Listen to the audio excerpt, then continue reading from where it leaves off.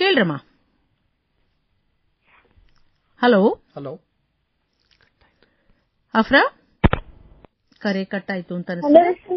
ಹಾ ಹೇಳ್ರಿ, ಯಾರು ಮಾತಾಡೋದು? ನಮಸ್ತೆ. ನಮಸ್ತೆ. ನಮಗ್ ಕೆಮಿಸ್ಟ್ರಿ ಡೌಟ್ ಇತ್ರಿ. ಹಾ, ಕೆಮಿಸ್ಟ್ರಿ. ನಿಮ್ಮ ಹೆಸರು ಹೇಳ್ರಿ, ಯಾವೂರಿಂದ ಕರೆ ಮಾಡ್ಲಿಕತ್ತೀರಿ? ನಾವ್ ಬಿಜಾಪುರಿಂದ ರೀ. ನಿಮ್ಮ ಹೆಸರು? ಅನನ್ಯ ಕಾರಜೋಳ್ರಿ. ಅನನ್ಯ, ಪ್ರಶ್ನೆ ಕೇಳ್ರಿ. ಸೊಲ್ಯೂಷನ್ ಲೆಸನ್ ಪ್ರಾಬ್ಲಮ್ ಹೆಂಗ್ ಬರ್ತಾವ್ರಿ? ಸೊಲ್ಯೂಷನ್ ಲೆಸನ್ ದಲ್ಲಿ ನಿಮಗೆ ಕಾಲಿಗೇಟಿವ್ ಪ್ರಾಪರ್ಟೀಸ್ 4 ಇದಾವೆ, ರೈಟ್? ಒಂದು relative lowering of vapour pressure, ಇನ್ನೊಂದು elevation in boiling point, depression in freezing point and osmotic pressure. ಹೌದಾ? ಅಪಾರ್ಟ್ ಫ್ರಮ್ ದಿಸ್ ನಿಮ್ಗೇನಿದೆ, ರೌಲ್ಟ್ಸ್ ಲಾ ಮತ್ತೆ ಹೆನ್ರೀಸ್ ಲಾ ಇದೆ. ಹೌದಾ?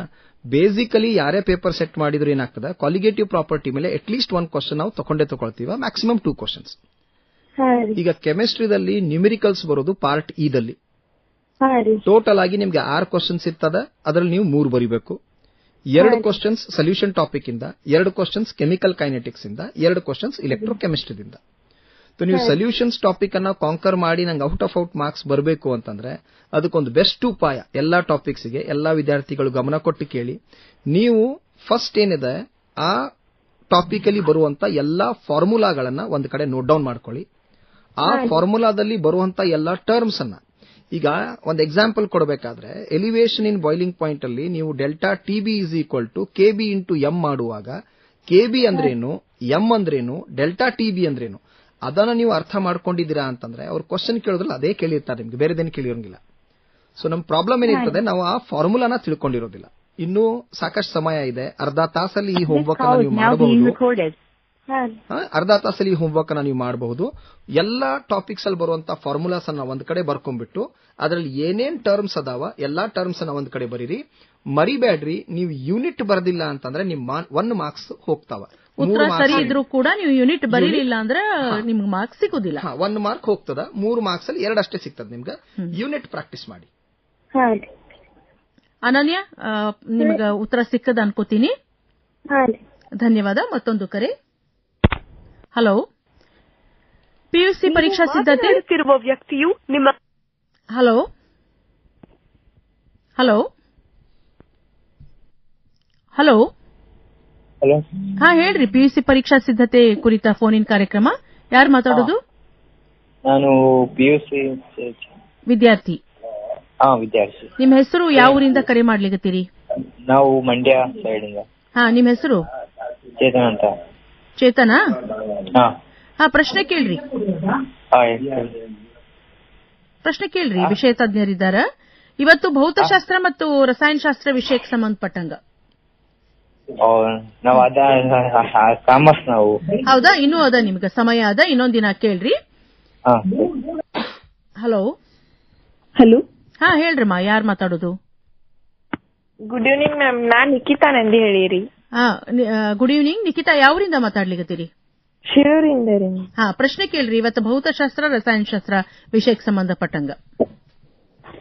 ಅಂದ್ರ ಅದ ಫಿಸಿಕ್ಸ್ ಡೆರಿವೇಶನ್ಸ್ ಅದು ಎಲ್ಲಾ ಪ್ರಾಕ್ಟೀಸ್ ಮಾಡೇವ್ರಿ, ಆದ್ರೂ ಒಂದ್ ಸ್ವಲ್ಪ ಹೆದರಿಕೆ ಬರತ್ತಿತ್ರಿ. ಹೆದರ್ಬೇಡ್ರಿ, ಅದ್ರ ಬಗ್ಗೆ ಏನ್ ಪ್ರಶ್ನೆ ಕೇಳ್ಬೇಕಂತದ. ಫಿಸಿಕ್ಸ್ ವಿಷಯದ ಬಗ್ಗೆ ದೇವರಾಜ್ ತಾಳ್ಕಲ್ಲು ಅವ್ರು ಇದಾರ ನಮ್ ಜೊತೆಗೆ. ಪ್ರಶ್ನೆ ಕೇಳ್ರಿ ನಿಖಿತಾ. ಹಾ ರೀ, ಕೇಳ್ರಿ, ಪ್ರಶ್ನೆ ಕೇಳ್ರಿ. ನೀವು ಈಗ ನನಗೆ ನಿಮ್ದು ಏನು ಆತಂಕ ಅಂತ ಅರ್ಥ ಆಯ್ತು. ಈ ಡಿರವೇಶನ್ಸ್ ನೆನಪಿರಂಗಿಲ್ಲ ಅಂತ ನೀವು ಪ್ರಾಕ್ಟೀಸ್ ಮಾಡಿದ್ರು ಅಲ್ವಾ? ಹಾ ರೀ, ನೆನಪಿರಂಗಿಲ್ರಿ. ಯಾವುದೇ ಡಿರವೇಶನ್ ಅನ್ನ ನಾವು ಯಾವ್ದಕ್ ಮಾಡ್ತಾ ಇದೀವಿ ಅಂತ ಹೇಳಿ ನೀವು ಒಂದು 3 ಸ್ಟೆಪ್ಸ್ ಅನ್ನ ಬರ್ಕೊಳ್ಳೋದನ್ನ ಅಭ್ಯಾಸ ಮಾಡ್ಕೊಳ್ಳಿ. ಸೊ ಅಂದ್ರೆ ನಾವು ನಮಗೆ ಫೈನಲ್ ಆನ್ಸರ್ ಏನ್ ಬರ್ಬೇಕು, ಯಾವ್ದ್ರದ್ದು ಡಿರವೇಶನ್ ಮಾಡ್ತಾ ಇದೀವಿ, ಸೊ ಅದನ್ನ ಯಾವ ಕಾನ್ಸೆಪ್ಟ್ ಇಂದ ಸ್ಟಾರ್ಟ್ ಮಾಡ್ತೀವಿ ನಾವು. ಯಾವ ಕಾನ್ಸೆಪ್ಟ್ ಅನ್ನು ಸ್ಟಾರ್ಟ್ ಮಾಡಿ ಮತ್ತೆ ನಡುವೆ ಇನ್ನೊಂದು ಯಾವ್ದಾದ್ರೂ ಒಂದು ಲಾ ಅಥವಾ ಕಾನ್ಸೆಪ್ಟ್ ಅನ್ನು ತಗೊಳ್ತೀವೋ ಅದನ್ನ ಈಗ ಈ ರೀತಿ ಒಂದು ನೀವು 2 ಸ್ಟೆಪ್ ಅನ್ನ ನಿಮ್ಮ ಇದರಲ್ಲೇ ಬರ್ಕೊಂಡು ಸೊ ಅದನ್ನ ಡಿರವೇಶನ್ ಅನ್ನ ಕಲ್ತ್ಕೋಬೇಕು. ಸೊ ಯಾವ್ದ್ರಿಂದ ಸ್ಟಾರ್ಟ್ ಮಾಡ್ತೀವಿ, ನಡುವೆ ಯಾವ ಕಾನ್ಸೆಪ್ಟ್ ಯೂಸ್ ಮಾಡ್ತೀವಿ, ಮತ್ತೆ ಕೊನೆಗೆ ನಮ್ಗೆ ಏನ್ ಬರಬೇಕು ಅದು ಉತ್ತರ. ಸೊ ಈ 3 ಸ್ಟೆಪ್ಸ್, ಪ್ರತಿ ಡಿರವೇಶನ್ಸ್ಗೂ ಈ 3 ಸ್ಟೆಪ್ಸ್ ಅನ್ನ ನಿಮ್ಮ ವರ್ಡ್ಸ್ ಅಲ್ಲೇ ಬರೆದಿಟ್ಕೊಂಡು ಸೊ ಡಿರವೇಶನ್ಸ್ ಅನ್ನ ಪ್ರಾಕ್ಟೀಸ್ ಮಾಡಿದ್ರೆ ಸೊ ಆ ಸ್ಟೆಪ್ಸ್ ನಿಮಗೆ ನೆನಪಿದ್ರೆ ಆ ಡಿರವೇಶನ್ ನೆನಪುಳಿಯುತ್ತೆ. ನಿಖಿತಾ, ಒಳ್ಳೇದಾಗ್ಲಿ. Hello hello. ಹಾ ಹೇಳ್ರಮ್ಮ. PUC ಪರೀಕ್ಷಾ ಸಿದ್ಧತೆ ಕುರಿತ ಫೋನ್ ಇನ್ ಕಾರ್ಯಕ್ರಮ. ಹಲೋ. ಹಾ ಹೇಳ್ರಿ, ನಿಮ್ಮ ಹೆಸರು? ನೂರಾನ್ ಬಟ್ಲರ್. ಯಾವ ಊರು? ಕರ್ನಾಟಕ, ಹುಬ್ಳಿ. ಹಾ ಹೇಳ್ರಿ. ನೂರೇನಾ? ಹಾ ಮ್ಯಾಮ್. ಪ್ರಶ್ನೆ ಕೇಳ್ರಿ. ಕೆಮಿಸ್ಟ್ರಿ ಬಗ್ಗೆ ಮ್ಯಾಮ್. ಹಾ ಅದೇ ಆರ್ಗ್ಯಾನಿಕ್ ಕೆಮಿಸ್ಟ್ರಿ ಬಗ್ಗೆ ಮ್ಯಾಮ್ ಹೆಂಗ್ ಕ್ವಶನ್ಸ್ ಬರೀತೈತಿ? ಹೇಳ್ತಾರೆ, ಮೂಡಿ ಅವರು ಇದ್ದಾರ, ವಿಷಯ ತಜ್ಞರು. ಓಕೆ ನೂರೈನ್, ಆರ್ಗ್ಯಾನಿಕ್ ಕೆಮಿಸ್ಟ್ರಿಯಲ್ಲಿ ಬೇಸಿಕಲಿ ನಿಮ್ಗೆ ಟೆನ್ಷನ್ ಇರೋದು ನೇಮ್ಡ್ ರಿಯಾಕ್ಷನ್ಸ್, ಮೆಕ್ಯಾನಿಸಮ್ಸ್ ಅಲ್ವಾ? ರಿಯಾಕ್ಷನ್ಸ್ ನೆನಪಿರೋದಿಲ್ಲ, ಪ್ರಾಡಕ್ಟ್ಸ್ ನೆನಪಿರೋದಿಲ್ಲ ಅಲ್ಲ? ಹಾ ಸರ್. ಬೇಸಿಕಲಿ ಆರ್ಗ್ಯಾನಿಕ್ ಕೆಮಿಸ್ಟ್ರಿದಲ್ಲಿ ನಿಮ್ಗೆ ಏನು ಗೊಂದಲ ಇರೋದು ಎಲ್ಲಿ ಅಂತಂದ್ರೆ ನೇಮ್ಡ್ ರಿಯಾಕ್ಷನ್ಸ್ ಅಥವಾ ಆ ರಿಯಾಕ್ಷನ್ಸ್ ಅಲ್ಲಿ ನಂಗೆ ರಿಯಾಕ್ಟೆಂಟ್ ಪ್ರಾಡಕ್ಟ್ ನೆನಪಿರೋದಿಲ್ಲ ಅಂತೇಳಿ ಅಲ್ವಾ? ಹಾ ಸರ್. ಓಕೆ, ಸೊ ನೀವು ಇದನ್ನ ಏನ್ ಮಾಡಬೇಕು? There is a very simple trick for that. Okay, ನಾವೇನ್ ಮಾಡ್ತೀವಿ, ಡೈರೆಕ್ಟ್ಲಿ ಆ ರಿಯಾಕ್ಷನ್ಸ್ ಅನ್ನ ಪ್ರಾಕ್ಟೀಸ್ ಮಾಡಕ್ ಹೋಗ್ತೀವಿ, which is a wrong method. ನೀವೇನ್ ಮಾಡಬೇಕು, ಆ ರಿಯಾಕ್ಷನ್ಸ್ ಅಲ್ಲಿ ಬರುವಂತ ಕೆಮಿಕಲ್ ನೇಮ್ಸ್ ಅನ್ನ ಒಂದ್ ಕಡೆ ನೋಟ್ ಡೌನ್ ಮಾಡ್ಕೋಬೇಕು. ಈಗ ನಾನು ಒಂದು ಎಕ್ಸಾಂಪಲ್ ನಿಮ್ಗೆ ಹೇಳಬೇಕಾಯ್ತು ಅಂದ್ರೆ, ಈಗ ರಿಮರ್-ಟಿಮನ್ ರಿಯಾಕ್ಷನ್ ದಲ್ಲಿ ನಾನು ಸ್ಟಾರ್ಟ್ ಮಾಡೋದು ಎಲ್ಲಿಂದ? ಫಿನಾಲ್ ಇಂದ. ಎಂಡ್ ಮಾಡೋದೆಲ್ಲಿ? ಸೆಲಿಸಿಲಾಲ್ಡಿಹೈಡ್ ದಲ್ಲಿ. ಸೊ ನನಗೆ ಫಿನಾಲ್ ಸ್ಟ್ರಕ್ಚರ್ ಗೊತ್ತಿರಬೇಕು, ಸೆಲಿಸಿಲಾಲ್ಡಿಹೈಡ್ ಸ್ಟ್ರಕ್ಚರ್ ಗೊತ್ತಿರಬೇಕು, ಹೌದಾ? ಅದು ಯಾವಾಗ ಬರ್ತದೆ? When I add chloroform and NaOH. So ಇದು ನೀವು ವರ್ಡ್ಸ್ ಅಲ್ಲಿ, ಸ್ಟೇಟ್ಮೆಂಟ್ ಅಲ್ಲಿ ಪ್ರಾಕ್ಟೀಸ್ ಮಾಡಿದ್ರೆ ನಿಮ್ಗೆ ಆ ಪರ್ಟಿಕ್ಯುಲರ್ ಕಾಂಪೌಂಡ್ ಫಾರ್ಮುಲಾ ಬರೆಯಕ್ ಬರ್ತದಂತಂದ್ರೆ ರಿಯಾಕ್ಷನ್ ತಾನೇ ಬರೀತೀರಾ. ನಾವು ರಿವರ್ಸ್ ಹೋಗ್ತೀವಿ, ನಾವು ರಿಯಾಕ್ಷನ್ ನೋಡ್ಕೊಂಡು ಪ್ರಾಕ್ಟೀಸ್ ಮಾಡಕ್ ಹೋಗ್ತೀವಿ, ವಿಚ್ ಇಸ್ ರಾಂಗ್. ನೀವು ಮೊದಲ ಆ ನೇಮ್ ಏನಿದೆ ಆ ನೇಮ್ಸ್ ಅನ್ನ ಪ್ರಾಕ್ಟೀಸ್ ಮಾಡಿ. ಈಗ ನಿಮಗೆ ಜಾವೇದ್ ಸರ್ ಯಾರಂತ ಹೇಳಿ ಗೊತ್ತಿದಾಗ ಇವ್ರು ನೀವು ಲೆಕ್ಕ ಹಾಕ್ತೀರಿ, ಇವರೇ ಜಾವೇದ್ ಸರ್ ಅಂತ ಹೇಳಿ ಅಲ್ವಾ? ಆ ರೀತಿ ಫಸ್ಟ್ ನೀವೇನ್ ಮಾಡಬೇಕು, ಆ ಕಾಂಪೌಂಡಿನ ನೇಮ್ ಜೊತೆಗೆ ಅದರದ್ದು ಫಾರ್ಮುಲಾನ ಪ್ರಾಕ್ಟೀಸ್ ಮಾಡಬೇಕು, ಆಮೇಲೆ ಅದನ್ನ ರಿಯಾಕ್ಷನ್ ದಲ್ಲಿ ಇಂಟ್ರೊಡ್ಯೂಸ್ ಮಾಡಬೇಕು. ಗೊತ್ತಾಯ್ತಾ ನೂರೇ? ಹಾ ಮ್ಯಾಮ್. ಧನ್ಯವಾದ. ಮತ್ತೊಂದು ಕರೆ. PUC ಪರೀಕ್ಷಾ ಸಿದ್ಧತೆ ಕುರಿತ ಫೋನ್ ಇನ್ ಕಾರ್ಯಕ್ರಮ. ಯಾರು ಮಾತಾಡೋದು? ಮ್ಯಾಮ್, ನಾನು ಅಶ್ವಿತಾ ಅಂತ ಧಾರವಾಡಿಂದ. ಹಾ ಅಶ್ಮಿತಾ, ಪ್ರಶ್ನೆ ಕೇಳ್ರಿ. ಮ್ಯಾಮ್, ನಂಗೆ ಫಿಸಿಕ್ಸ್ ಮತ್ತೆ ಕೆಮಿಸ್ಟ್ರಿ ಎರಡು ಅಂದ್ರೆ ಅಕಸ್ಮಾತ್ ಈಗ ನಂಗೆ ಆ ಕ್ವಶನ್ ಮಾಡಕ್ ಬರ್ತಿದ್ದಿಲ್ಲ ಅಂತಂದ್ರ ನಾ ಅದಕ್ಕೆ ಮ್ಯಾಕ್ಸಿಮಮ್ ಮಾರ್ಕ್ಸ್ ಅದರಿಂದ ಪಡಿಯಕ್ ಹೆಂಗ್ ಅಪ್ರೋಚ್ ಮಾಡ್ಬೇಕು ಕ್ವಶನ್ ಆನ್ಸರ್ ನಾಗ? ಹೇಳ್ತಾರೆ ಈಗ ನೀವು ಕಾನ್ಸೆಪ್ಟ್ ಗೊತ್ತಿರದೆ ಆನ್ಸರ್ ಮಾಡೋದು ಕಷ್ಟ. ಅದಕ್ಕಾಗಿ ಏನಿದೆ ನಮ್ಮ ಇದರಲ್ಲಿ, ಡಿಫಿಕಲ್ಟಿ ಲೆವೆಲ್ ಇನ್ಕ್ರೀಸ್ ಆದಂಗೆ ಚಾಯ್ಸಸ್ ಕೊಟ್ಟಿರ್ತೀವಿ. ಈಗ ಮೊದಲು ಕಡಿಮೆ ಡಿಫಿಕಲ್ಟಿ ಲೆವೆಲ್ ಇರೋ MCQsಗೆ ನಿಮಗೆ ಚಾಯ್ಸ್ ಇರಲ್ಲ. ಆದರೆ ನೆಕ್ಸ್ಟ್ 2 ಮಾರ್ಕ್ಸ್ ಮತ್ತೆ 3 ಮಾರ್ಕ್ಸ್ 5 ಮಾರ್ಕ್ಸ್ ಅಲ್ಲಿ ನೀವು ಓದಂಗೆ ಡಿಫಿಕಲ್ಟಿ ಲೆವೆಲ್ ಅದು ಇನ್ಕ್ರೀಸ್ ಆದಂಗೆ ಚಾಯ್ಸಸ್ ಇನ್ಕ್ರೀಸ್ ಆಗುತ್ತಾ ಹೋಗುತ್ತೆ. ಈಗ ಫಾರ್ ಎಕ್ಸಾಂಪಲ್ 2 ಮಾರ್ಕ್ಸ್ ಪ್ರಶ್ನೆಯಲ್ಲಿ 8 ಕೊಟ್ಟಿರ್ತೀವಿ, ನೀವು 5 ಆನ್ಸರ್ ಮಾಡಬೇಕು. ಸೊ ಅವಾಗ ನಿಮಗೆ ಯಾವ್ದು ಬರುತ್ತೆ, ನೀವು ಯಾವ್ದು ಓದಿದ್ದೀರಾ ಅದನ್ನ ನೀವು ಚಾಯ್ಸ್ ಮಾಡ್ಕೊಳ್ಳೋ ಅವಕಾಶ ಇದೆ. ಆದರೆ MCQ ಅಲ್ಲಿ ಆ ಅವಕಾಶ ಇಲ್ಲ. ಸೊ 3 ಮಾರ್ಕ್ಸ್ ಕ್ವಶನ್ ಹಾಗೆ ಇರುತ್ತೆ, 8ರಲ್ಲಿ 5 ಬರೆಯೋದು. ಆದರೆ ನೆಕ್ಸ್ಟ್ 5 ಮಾರ್ಕ್ಸ್ ನೀವು ಬಂದಾಗ 40% ಚಾಯ್ಸ್ ಇರುತ್ತೆ, ಅಂದ್ರೆ 5 ಕ್ವಶನ್ಸ್ ಇರುತ್ತೆ, ನೀವು 3ಕ್ಕೆ ಆನ್ಸರ್ ಮಾಡಬೇಕು. ಅದೇ ನ್ಯೂಮರಿಕಲ್ ಪ್ರಾಬ್ಲಮ್ಸ್ ಬಂದ್ರೆ ನೀವು 4 ಕ್ವಶನ್ಸ್ ಕೊಟ್ಟಿರ್ತೀವಿ, ಅದರಲ್ಲಿ 2 ನೀವು ಆನ್ಸರ್ ಮಾಡಬೇಕು. 50% ಚಾಯ್ಸ್ ಇರುತ್ತೆ. ಹಾಗಾಗಿ ನೀವು ಬ್ಲೂ ಪ್ರಿಂಟ್ ನೋಡಿಕೊಂಡು ಯಾವ ಚಾಪ್ಟರ್ ಅಲ್ಲಿ, ಈಗ ನಮ್ದು ನ್ಯೂಮರಿಕಲ್ ಪ್ರಾಬ್ಲಮ್ಸ್ 2 ಯೂನಿಟ್ ಇಂದ ಒಂದು ನ್ಯೂಮರಿಕಲ್ ಪ್ರಾಬ್ಲಮ್ ಅಂತಿದೆ. ಸೊ ಹಾಗಾಗಿ ಒಂದು 4 ಯೂನಿಟ್ ನೀವು ಪ್ರಾಬ್ಲಮ್ಸ್ ಪ್ರಾಕ್ಟೀಸ್ ಮಾಡಿದ್ರೆ ಅದರಲ್ಲಿ 2 ಪ್ರಶ್ನೆಗಳು ಬಂದೇ ಬರ್ತವೆ. ಸೊ ಆ ರೀತಿ ನೀವು ಚಾಯ್ಸ್ ಮಾಡ್ಕೊಂಡು ನಿಮಗೆ ಯಾವ್ದು ಈಸಿನೋ ಆ ಚಾಪ್ಟರ್ಸ್ ಅನ್ನ ನೀವು ಚೂಸ್ ಮಾಡ್ಕೊಂಡು ಓದಿದ್ರೆ ನೀವು ಪಾಸ್ ಆಗ್ಲಿಕ್ಕೆ ತೊಂದರೆ ಇಲ್ಲ. ಸ್ಕೋರ್ ಮಾಡ್ಲಿಕ್ಕೆ ನೀವು ಎಲ್ಲಾ ಚಾಪ್ಟರ್ಸ್ ಎಲ್ಲದನ್ನು ನೀವು ಓದ್ಲೇಬೇಕಾಗತ್ತೆ. Okay sir, thank you. Okay Ashmita, ಒಳ್ಳೇದಾಗ್ಲಿ. ಮುಂದಿನ ಕರೆ. ಹಲೋ. ಹಾ ಹೇಳ್ರಿ, ಯಾರು ಮಾತಾಡೋದು? ನಮಸ್ತೆ ಮೇಡಮ್. ನಮಸ್ತೆ. ನಾವು ಧಾರವಾಡ KC ಕಾಲೇಜ್ ಮಾತಾಡೋದಿದ್ರು. ನಿಮ್ಮ ಹೆಸರು? ಮಂಜುನಾಥ್ ಮೇಡಮ್. ಮಂಜುನಾಥ್, ಪ್ರಶ್ನೆ ಕೇಳ್ರಿ. ಮೇಡಮ್, ಇದು ಬ್ಲೂ ಪ್ರಿಂಟ್ ಬಿಟ್ಟಿದ್ರಲ್ಲ ಮೇಡಮ್ 3 ಮಾಡಲ್ ಕ್ವಶನ್ ಬಿಟ್ಟಿದ್ರಲ್ಲ ಮೇಡಮ್ 3, ಅದರಿಂದ ಅದನ್ನ ಸ್ಟಡಿ ಮಾಡಿದ್ರೆ ಒಂದು ಆರಾಮ್ ಮ್ಯಾಕ್ಸಿಮಮ್ ಮಾರ್ಕ್ಸ್ ಬರ್ಬೋದಾ ಮೇಡಮ್? ಅದ ಸ್ಟಡಿ ಮಾಡಿದ್ರೆ ಮಾರ್ಕ್ಸ್ ಬರ್ತದಂತ ಹೇಳಕ್ ಆಗಂಗಿಲ್ಲ. ಬಟ್ ಒಂದು ನೆನ್ಪಿಟ್ಕೊಳ್ರಿ, ನಾವು ಸರ್ಕಾರದಿಂದ ಏನಾದ್ರೂ ನಿಮ್ಗೆ ಕೊಡ್ತಾ ಇದೀವಿ ಅಂತಂದ್ರೆ ಅದರಿಂದ ನಿಮ್ಗೆ ಉಪಯೋಗ ಆಗೇ ಆಗ್ತದೆ. ಇಷ್ಟು ಮಾತ್ರ ನಾ ಹೇಳ್ಬೋದು. ನಿಮ್ಗೆ ಸ್ಟೂಡೆಂಟ್ಸ್ಗೆ ಯೂಸ್ ಆಗುವಂತ ಮಟೀರಿಯಲ್ಲೇ ನಾವು ನಮ್ಮ ವೆಬ್ಸೈಟ್ ಅಲ್ಲಿ ಕೊಟ್ಟಿದ್ದೀವಿ. ಅದನ್ನ ರೆಫರ್ ಮಾಡಿ, ಡೆಫಿನೆಟ್ಲಿ ನಿಮ್ಗೆ ಅದ್ರದ್ದು ಅಡ್ವಾಂಟೇಜ್ ಇರ್ತದ, ಯೂಸ್ ಆಗ್ತದ.